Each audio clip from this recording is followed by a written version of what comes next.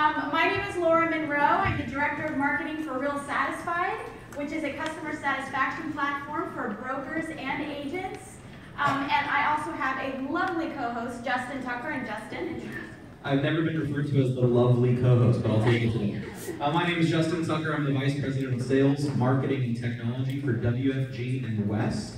And I think I'm going to let her be the lovely host today, and I'll just run color commentary for her. Thank you. This is going to be a really interactive day. So what I would like you to do is we're going to have some, extremely expert panelists up here to talk about their different topics. We're going to give them some conversation time. But keep in mind that if you have a comment or a question that you would like to step up to the mic to a little bit later in the session, feel free to take those questions and we'll do our best to get as many answered as possible. Could be a comment, could be a question. So. Yeah, I mean, I feel very fortunate that we have some amazing speakers, but we also have some very talented people in our audience. So please, guys, speak up. Absolutely. If you have a question, if you have a thought, if you have something to add, we want to know it. Please speak up.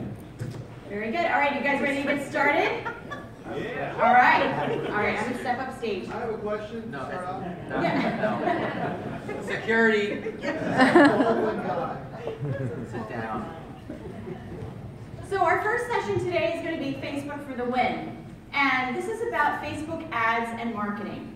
And this is still kind of a new technique and a new marketing strategy for many agents and many brokers. There is a little bit of a learning curve that goes into using things like the Power Editor, creating a strategy around your marketing. So it still doesn't have a really heavy adoption in the industry yet. But there's one thing that we do know. If you are not doing Facebook ads and marketing with your real estate business, you're missing out on an amazing targeted lead generation system for your business. So our speakers today are actively doing amazing things with real estate and Facebook ads and marketing. So we're going to get some of their tips and some of their takeaways, and hopefully you'll glean a lot of things from this, but we want your involvement as well. So Nick Baldwin is a listing specialist with the Dream Team with Keller Williams. He also runs the Lab Coat Agents Facebook group, which just recently, probably in the past 24 hours, reached the 20,000 member mark. It's a very active real estate group specific to real estate.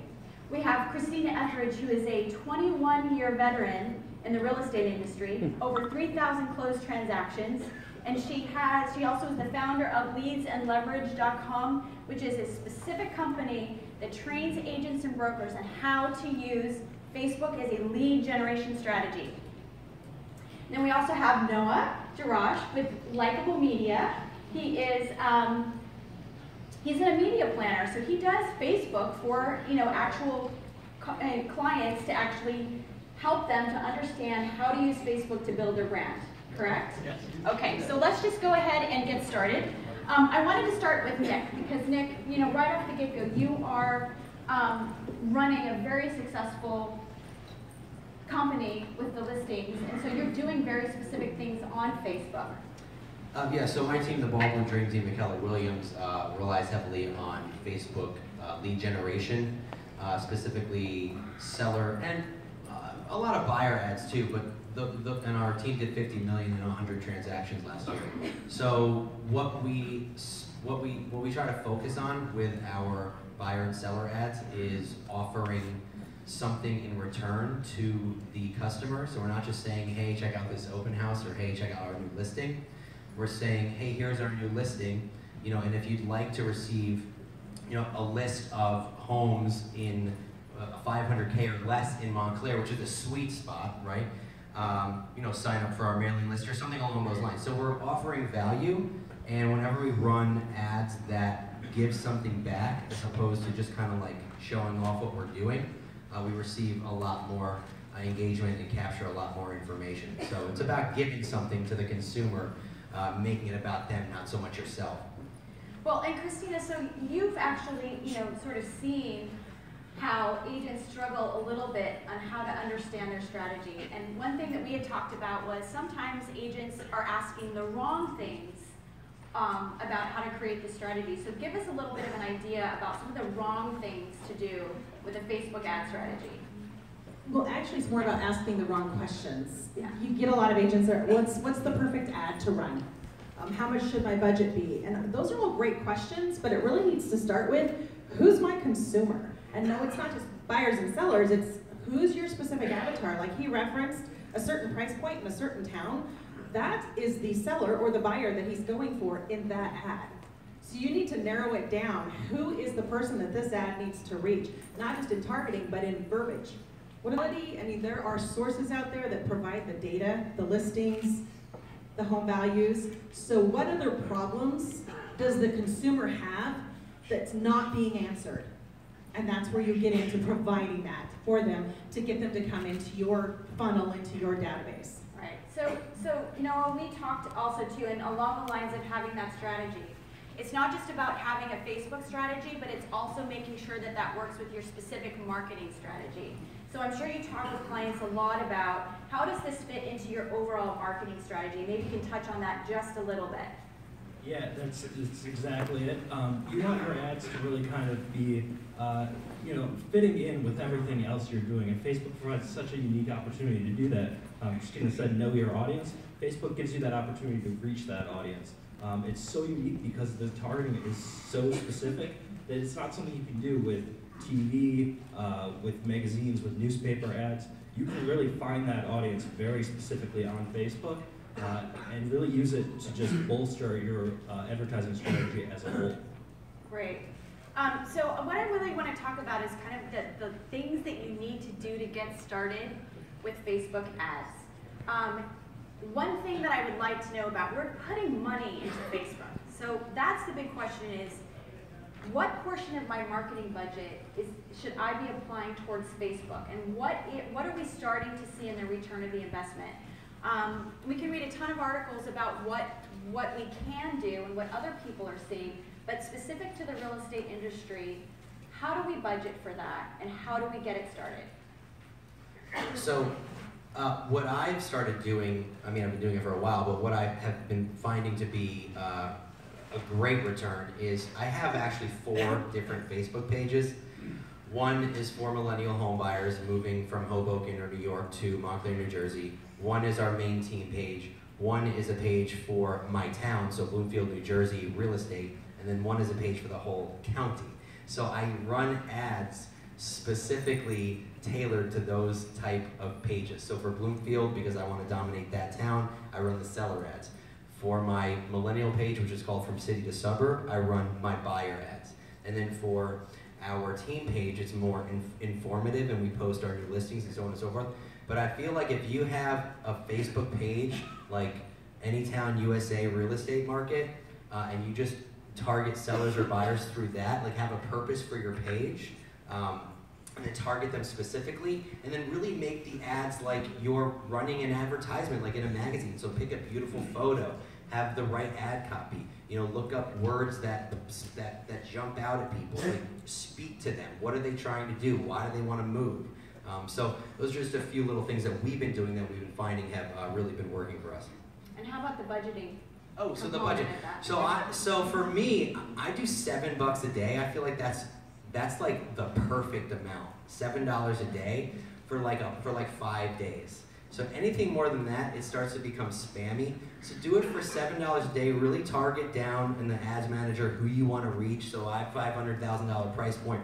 I'm going to reach Hobokenites and Manhattanites between the ages of 28 and 40 because that's, you know, the first time home buyer in my neighborhood. You can even target people who just got married, who are engaged, you know, what their net worth is. You know, I mean, you can really get it down. So like, I'm gonna target maybe 5,000 people at once. I don't wanna target 1 million people. I wanna target that specific 5,000. So $7 a day is like my sweet spot. $35 for 5 days really works. Every time I do that, I get at least 25 leads. And if it's a buyer, I've been known to convert like at least 2 or 3 of those who are ready to pull the trigger right then and there. Okay, so here's my question. Should we be buying likes? Christina, I'm going to have you answer that, because I know what your answer is going to be. But there's that choice, right? Should I be buying likes for this business page? Is that a good strategy? On the surface, no, that sucks, so don't do it. Don't ask your colleagues to like your page either, which is really controversial, because we all want to, the first thing Facebook does is, oh, you created this page, go ask everybody you know to like this page. But just like Nick was saying, he has pages very specific to very specific target groups. I'm sorry, I'm a realtor in Coeur d'Alene, Idaho. It's not going to benefit him for me to like his page. In fact, it's actually going to hurt him, because if you have too many of those, people who are not interested in what you have to say, Facebook has this funny little thing called an algorithm, and if they don't, like your people that you're on your page don't like you or what you're saying, you get pushed out less and less, which is why we have that concept that, you know, no reach, no engagement, pay to play, mostly because nobody is interested in what we have to say because we've attracted the wrong audience. Okay, So that's no, a rule. don't buy likes. Invite people to your business pages that aren't a part of your actual lead generation strategy. Right. It's not your friend, it can be your friends if they're in your area and they're going to help you lead generate, but don't invite all your real estate friends on the West Coast, kind of a thing. And just to tack onto that, coming from the agency side, I'm in communication with some Facebook reps that we go through, and they actually advise against doing like ads themselves, even though they give you that opportunity. What they tell us, and it's a great point, any post that you push out has a like your page button on the top right corner. Yeah. So any post you do is already a like ad. If you're creating great content and somebody appreciates it, they'll like your page. And to Christina's point, it's going to be people who you want to like your page. It's going to be people who are relevant to you. I do have to interject on that. You do need to buy like ads, so I'm going to say the opposite. You need to run ads to like your page that are very targeted to your audience. The reason why, when you give two people too many choices in a single thing, they're on their phones, they're flying by. If they click like on that post, they're not going to think to go back and click like on your page. So you want to drive likes to your page that are targeted because they engage with your content, and when they engage with your content, it raises your content in the newsfeed of other people. So it's great to have that activity going. I'm going to pause just for 1 second. For everyone that's in the back, standing remotely, we still have some seats that are available up near the front, so feel free to kind of wander up here and get some seats. There's some over here on the side and over there as well. Nick, I just wanted to add to that too. Recently, you know, the Powerball was huge, right? It was like $1 billion or something. And my page just got flooded with people asking you to like their page because they bought 1,000 Powerball tickets, and if you like their page, they're gonna split the winnings with you. I mean, okay, so let's say that I did like the page because I wanted to care about your page. So don't run those ads. I don't want 500 people to like my page because they want to win $1 billion. I want 500 people to like my page because they want to buy real estate in that area. Yeah, so don't run contests to get page likes. Don't do that. Unless it's relevant. If it's not, right. Yeah. Exactly. So let's talk about the difference between a boosted post and actually going in and using the Power Editor and building an actual ad. There's a strategy to actually building an ad, and as you know, many of you can do, you know, the Facebook status updates, and you have that option to boost a post, and you can throw money at that. But there's a difference between boosting a post and actually creating an ad. So let's talk a little bit about the difference between that. You know, I can go between you all and see what works and what doesn't work, because your first thing that you do when you create that update is you want to hit boost post. So there's some actual things, use that in a good way and not Well, in a good way. Facebook has this great little thing that tells you your post is getting more engagement than everything, and so the first thing you want to do is go, oh yeah, I want to spend some money on that.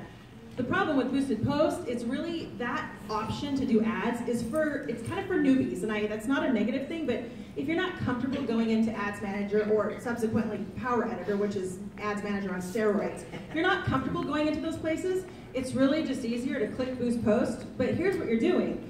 You don't have an objective, a campaign objective for that post. You also cannot target as well or as deeply as you can in Power Editor. So it's a big difference. You're kind of just throwing money. I mean, for years we spent money on Homes and Land magazine and billboards and blah, blah, blah, and hoping, you know, hope marketing. Boost Post is kind of a hope marketing. Yeah, no, I should probably talk into this thing, right? So yeah, with Boost Posts, and with Boost Posts, the majority of the people that are going to see your posts are the people that like your page, which is fine.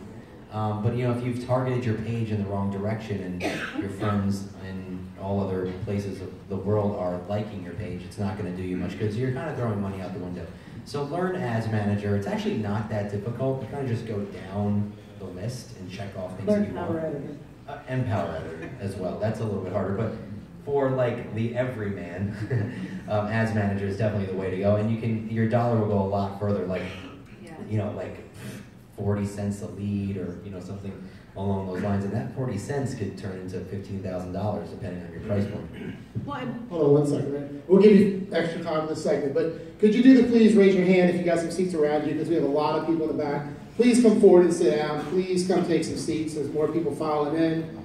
We will add some extra time to this panel because you guys are obviously intrigued and are eating this up. So, but I want to get everybody seated. Raise your hands, scoot down if you don't mind. Be buddies. This is connect with somebody. Rub elbows, rub shoulders. You might need a new friend, a new boyfriend, girlfriend. Come on down. I got plenty more seats. Come on down from the back, please. If you're in the back, you're going to stand up and talk. You're not going to get the content, so come on down.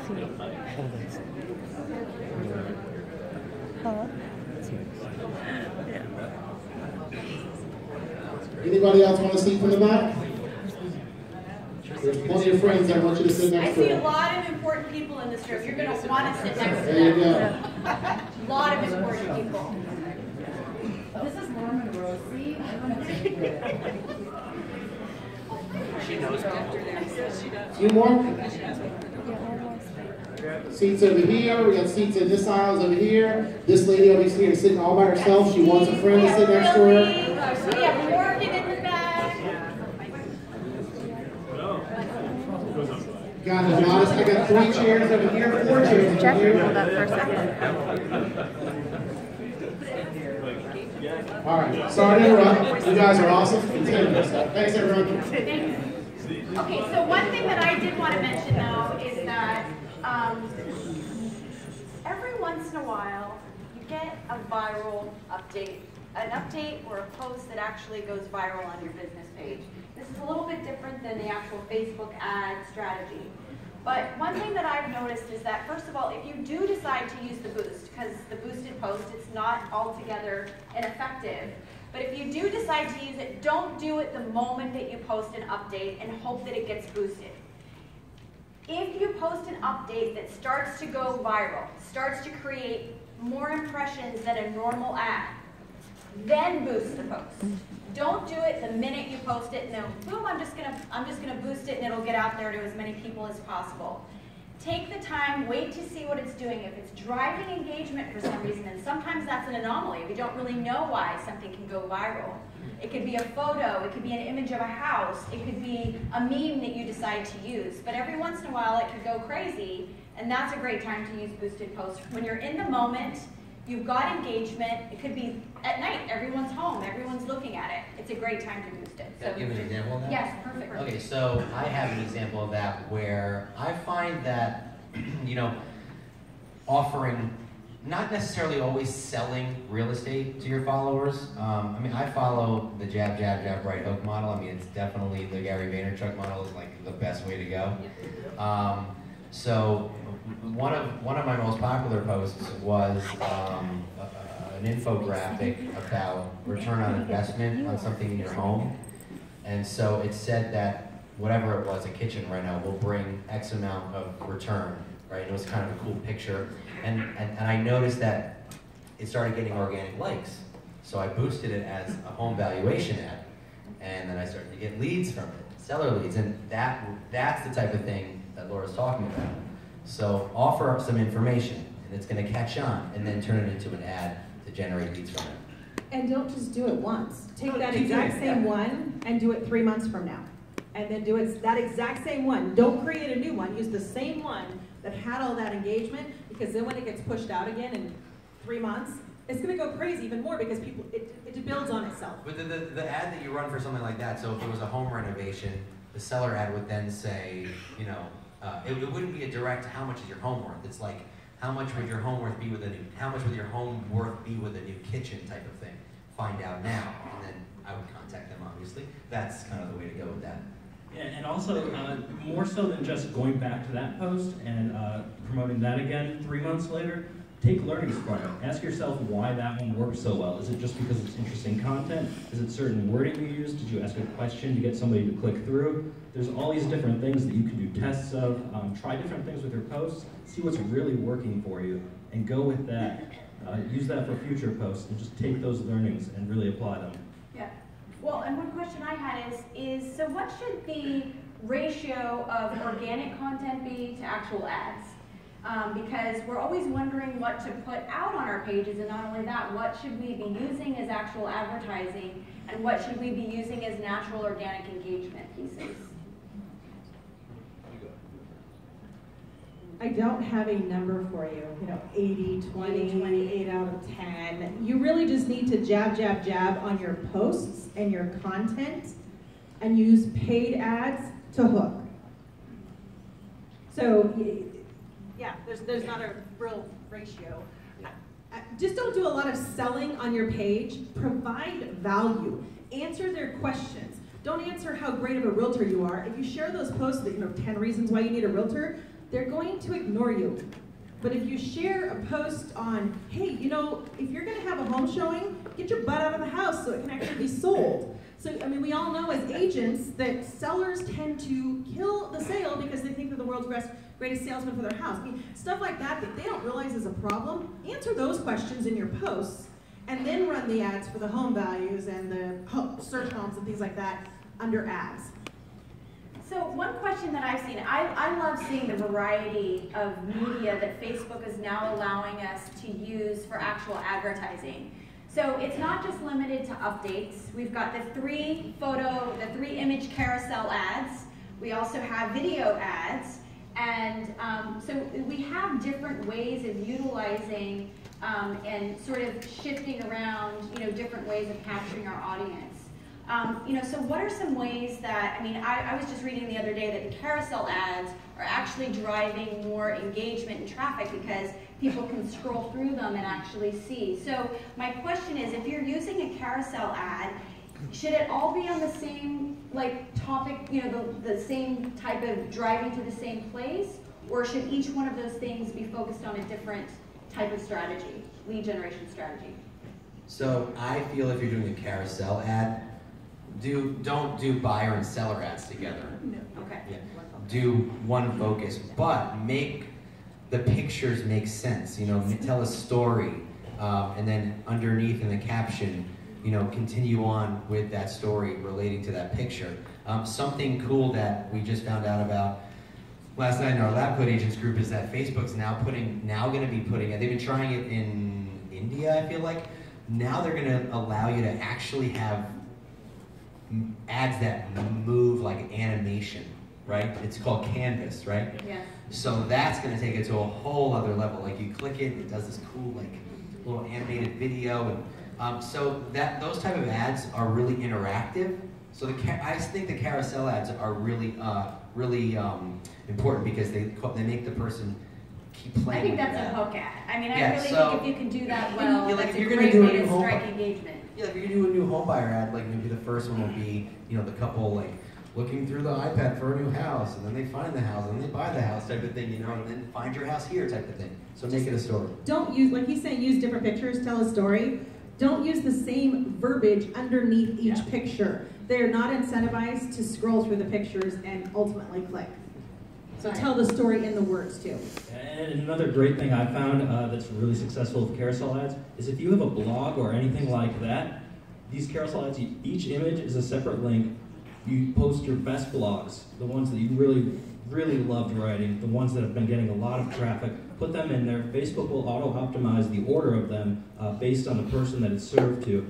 And it's great at driving traffic to your page. And it's this really kind of warming people up for leads. You're not trying to convert them right away. You're trying to inform them and kind of get them to know you first. And it really works so, so well.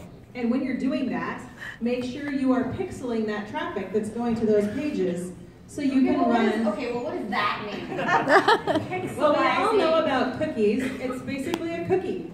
Not exactly the same, but when you go to a website from Facebook, if the advertiser knows what they're doing, they put a code on their website so that they don't know who you are, but Facebook does, and Facebook puts them into an audience that they've created so that they can run ads to that audience.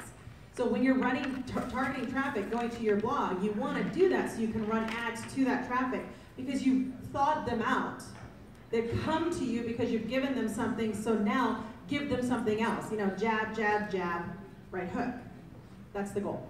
And even better, after you build that audience, Facebook gives you this tool called Audience Insights, where you put that audience in, and it tells you exactly who's visiting your page. Demographic info, purchase info, behavioral info, really who they are. You probably have an idea already kind of who your audience is, but this is so useful in really defining. And you can save those audiences, right? So these are actually like small databases of the targeted people that you are actually targeting that you can save, and then later at another date create another ad that goes back to the same people. So that's another great thing that, yeah, go ahead. Did you guys know that you can target people who are likely to move? And you can target people who have lived in their house for 6 years or more? So when you put those two together, the reason why Facebook thinks you're likely to move is because when you have your Facebook page open and you're looking at other websites like Zillow or Realtor.com, it knows that you're looking at houses. So that's how it kind of puts that together. And if you've liked those pages on Facebook too. So lived in their house for 6 years or more and likely to move, those two are like a power combo. Okay, so we have less than 10 minutes left, and I want to make sure we get some Q&A going. But before we do that, I want to talk about the difference between desktop ads and mobile ads. What are you seeing is more important to get out in the feed? Are you looking at your insights and checking the analytics to see which works better, mobile, desktop? Well, I have a website that allows me to see when people are looking at properties, it tells me if they're looking on a desktop or a mobile phone. So when I'm running a buyer ad and it leads them to my site, I can tell whether or not they're looking on their phone or their desktop. And I would tell you about 75% of the time, they enter my site on their phone. So make sure your site is mobile responsive when you're running those ads. And on a second thing, I work with agents from all over the world, and here's what I always tell them to do. Test both in separate ad sets. You want to do this because there is no way to know if your audience is going to be on desktop or on mobile in general, so test your targeting. For example, we have a client in the Silicon Valley, and you would think that it would be mostly mobile. It's 78% desktop. Insane. His desktop delivered, the cost that it costs him to run ads to that desktop audience, fractions less than the mobile audience. Now we have people in other markets, it's completely different. It depends on your market. There is no, yes, you have to be both, but it depends on your market. Okay, gotta test it. Well, No, I'm gonna let Noah, and then we're gonna. Yeah, the most expensive ad space you can buy on Facebook is the mobile newsfeed, and that's for a good reason. It really does tend to get the most spend towards it, and is the best driver of any sort of objective you get, usually. Again, test it, see what's working for you. Sometimes it's different, but 95% of people on Facebook use it on mobile at least part of the time. It's everybody is using it, and it's trending even further towards that. It's less than 10% are only desktop at this point worldwide. So I mean, mobile is just so important to you right now. And anytime I run it to, you have four basic locations that your ads can run. Anytime I test all of them within one kind of ad set, 98% of my spend goes to mobile. It's just Facebook's going to push it there first. Just be aware your consumer might be at work on their desktop on Facebook. So even though they have mobile in their hand in the off hours, you need to be aware that during the on hours, they might not. I was gonna, actually, my comment was kind of piggybacking off of that. Where I'm from, New Jersey, so between the hours of 7 a.m. and 9 a.m., and then 5 p.m. and 7 p.m., everyone is commuting, and everyone's on their phones. So figure out when people are on their phones where you live. So everyone's on the train or on a bus at those hours during rush hour. So I'm gonna start my ads around those times. So I'll notice a spike in clicks during those times. And you can actually set your ads to run at certain times of the day. If you only want them to run from 9 a.m. to 12 p.m., you can have your ads do that. That's something we've definitely tested in the past within our company. Again, I mean, we're telling you to test a lot of things, but that's so important. Try different time sets. I do 3-hour blocks over the course of the day and see which times that your customers, the people you want to reach, are online. Okay, so let's just do a really quick getting started guide, really quick. What are the 3 things that I need to do to get started with the Ads Manager and the Power Editor? Well, I always advocate using Power Editor, guys. I use Ads Manager to look at my analytics, but Power Editor is where the power is. It's steroids. You need to have Chrome. It's a Chrome plugin created by Facebook. You need to have Chrome. You need to have an idea of your audience. Aside from Power Editor, know who your audience is, and I mean an individual person. Think individual here. It's a home seller, and they live in whatever zip code, and they're in this price range. And then write your ad accordingly. Get a picture that will appeal to them, a verbiage that will appeal to them, and go from there. That's a lot. Great. And Ads Manager is found on that left-hand menu right underneath your profile links, and you'll find Ads Manager, and it's right in there. Usually you take a credit card, you can put it in, and that will pull your ad spend directly from there just to get you started. And don't be afraid of it. There is a slight learning curve, but just dive in. Seth Godin said yesterday, don't be afraid that technology is going to replace you. Use that technology. Drop the fear. Get involved, or you're missing out on a major opportunity. I want to take some questions and answers. Go ahead. There is a mic right back behind you. Go ahead and step up, and we'll take a few questions. You mentioned 40-cent leads. I have the authorization to write you a $500,000 check if you can give me 40-cent leads. Well, you can do that. Clicks? You can do that with if you target the right ads down to the right demographic. You can definitely do that. So on your campaigns, we own a marketing agency in Portland, Oregon, and we've been doing the clicks and the impressions and all that stuff. What is generally your cost per click?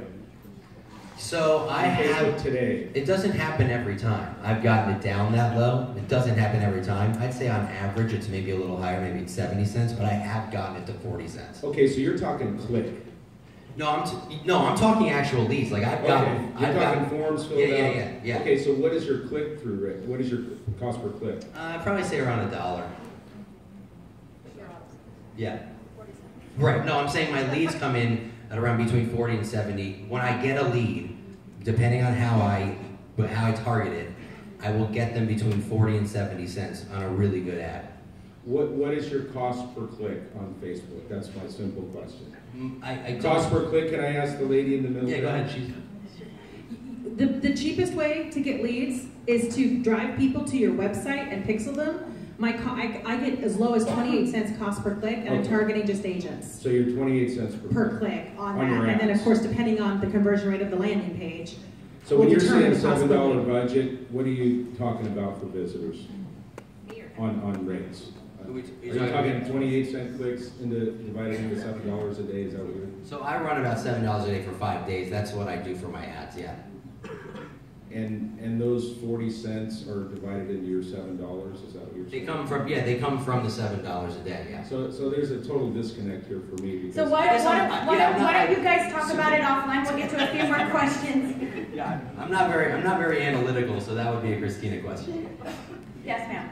Okay, so I use Facebook ads a lot for just local buyers and sellers, and that's great. But I live in a more resort type area, vacation destination, where people are buying vacation homes and that sort of thing.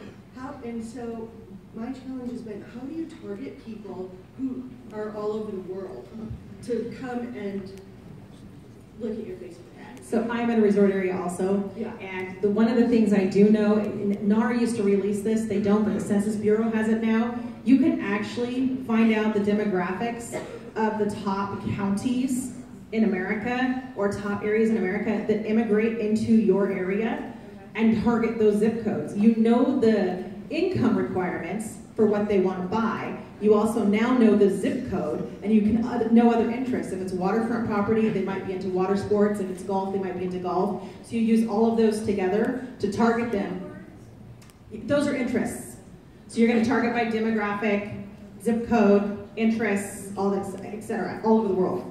Yeah, and definitely think about who would be buying those homes too. People likely to travel, which coincidentally is a target that you can use on Facebook, and probably higher income people who are looking for those kind of second homes or vacation homes. Where they're coming from. So what I do is I know the top 5 zip codes that move into my area. And you can find that on the Census Bureau site. I don't know the exact link, it's long. But you can find that information, and it's up to like 2012. And you start there, and then you add your interest. Yes. All right, guys, we have like literally 5 seconds left. One more question, really fast answer, and we're on to the next. First of all, thank you for sharing. Can you tell me exactly what a video, how Facebook defines a video view? Yes, that would be anybody who sees that video and it's on their screen for 3 seconds. And those videos autoplay so frequently too, so that's why that 3-second minimum is in there. But it's really kind of rare for people to be scrolling that quick that you don't get those 3 seconds, which is why video views are kind of never necessarily my main goal. They're nice, but it's not going to be something, you don't know if somebody's really watching the whole thing. Maybe half the people are watching half the video. All right, we're gonna have to wrap it up. These guys are gonna hang out a little bit afterwards. I hope you can take a few minutes. So if you have some comments or questions for them, they'll be here available to answer your questions, and we're gonna move on to the next panel. So stick around.